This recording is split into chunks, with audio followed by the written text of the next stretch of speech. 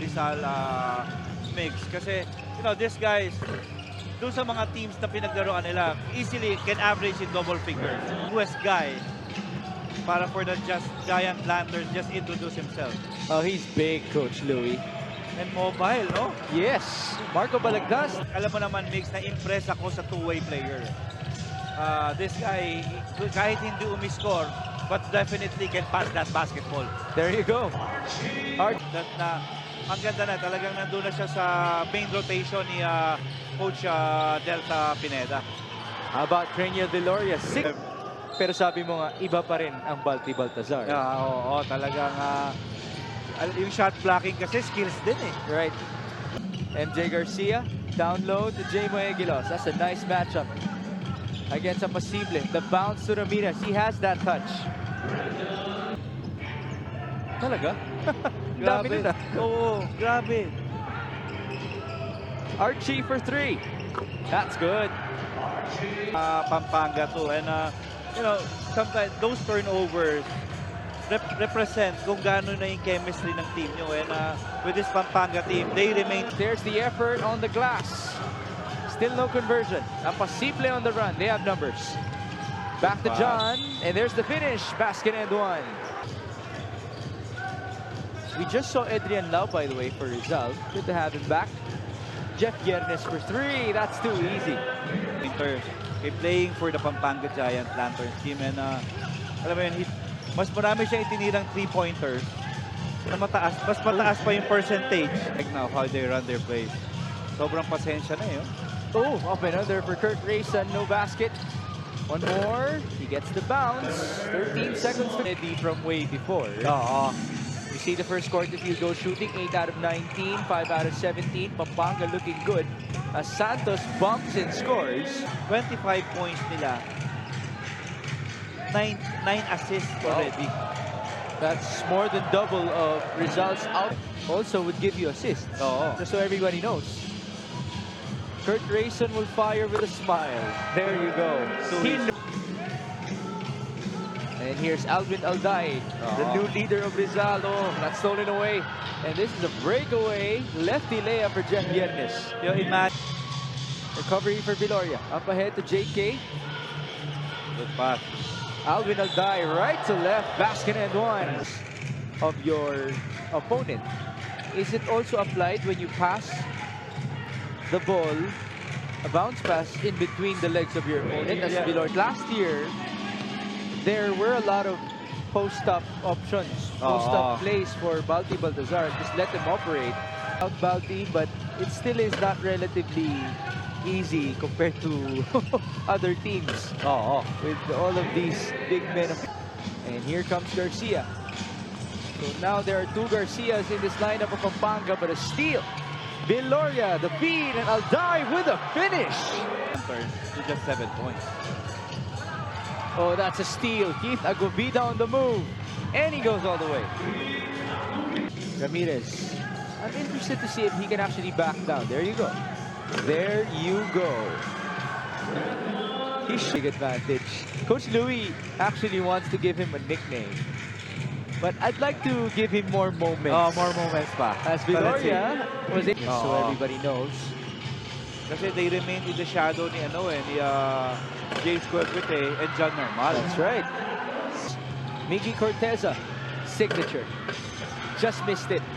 Ooh, Eguilos on the second try.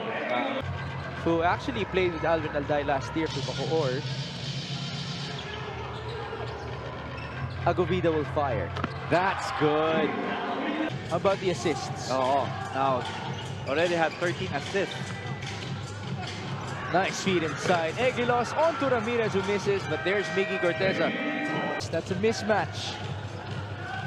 What can he do on his resurrection? There's the feed inside. Onto Chad Alonzo. So good, and Alvin gets the board. Alam mo yun, ang dami ng point back misses ni Jaymo eh. Viloria, he's feeling it. What a game. Now, it's Rizal forcing the turnover. Viloria still with good legs in this game. He did mention that can be a concern eventually. Good steal by Viernes. Up ahead to MJ who scores. Kanya, basic na yun. Basic yun, 41-40, Villoria saw some daylight. There's the trailer. Balagtas to JK Casino. Look at the patience. Ayan ang maganda pag puro veterano yung mga players mo eh. There he misses.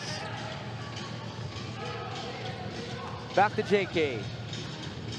Casino, bounce pass to Balagtas.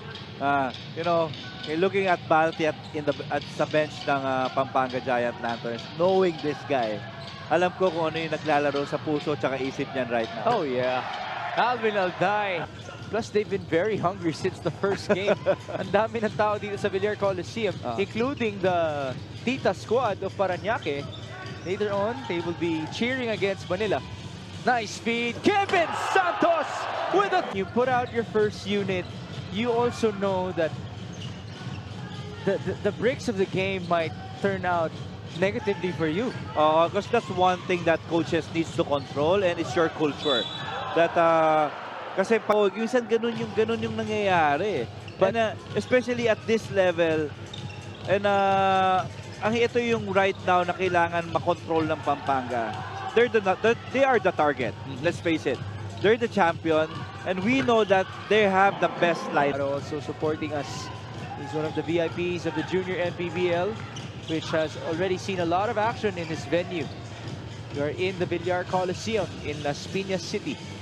Nice pass, Balagtas. His shot. And here comes Kurt Rayson. Gusto ko yung lineup ng Rizal dito, Mix, you know why? Why? Tatlo dito, heavy bomber eh. That's right. Yes, Kevin. The 1-2-1-1 continues.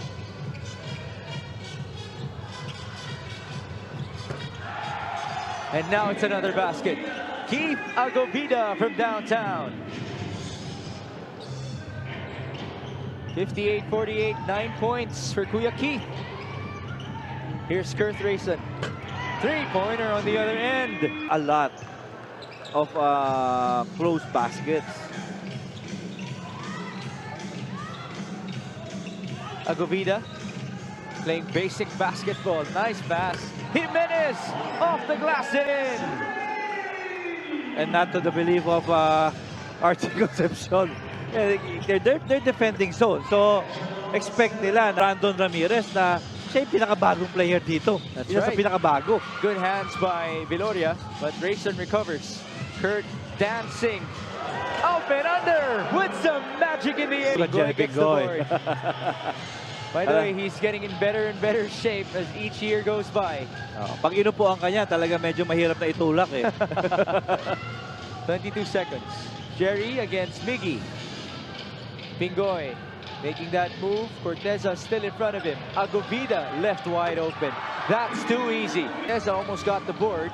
And here comes JK Casino against MJ Garcia. Up top to Balagtas. They want Traniel. There he is. 15 on the shot clock. Apacible drives. Right-handed hook shot. Wala pang pawis. Wala pang pawis. 66-58. Almost 2 minutes gone by in the last quarter. Archie, tough move, no basket. Miggy for the putback. That's the first 2 points of Miggy Corteza in his young MPBL career.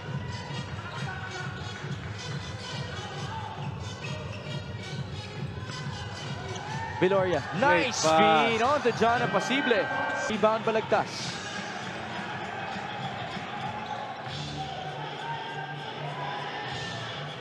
Just couldn't score. JK Casino onto Craniel Villoria. Screen by John Apacible. Villoria, drive and kick. Balagtas, short. Offensive rebound. Halfway done in the last quarter. JK, 7 on the shot clock. Not much spacing there. And it's a turnover. Up ahead, Encho Serrano will not be chased anymore by Craniel Villoria.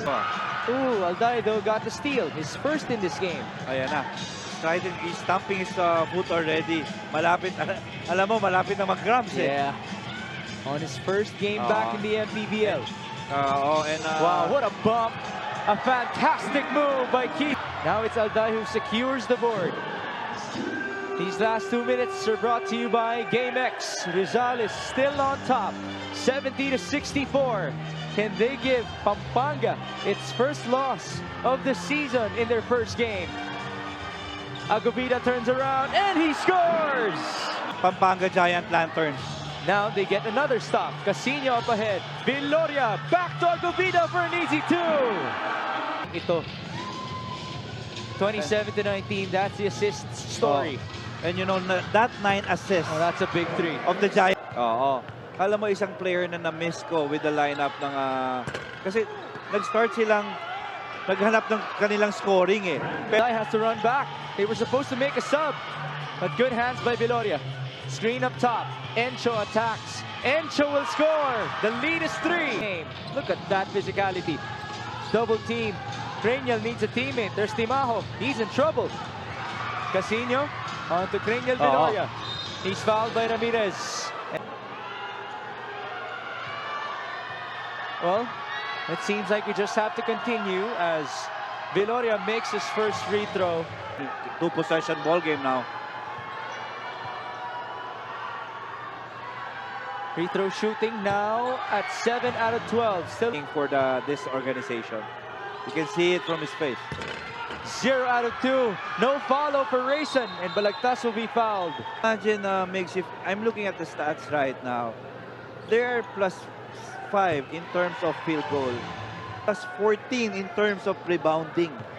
Pero ang pinakamahirap dito is babalikan nila dito siguro ay Viloria has the ball, and Pampanga won't foul anymore. What a start for Rizal in the 6th season of the MPBL. Their first win under Coach Ralph Rivera, handing Pampanga its first loss on their first game.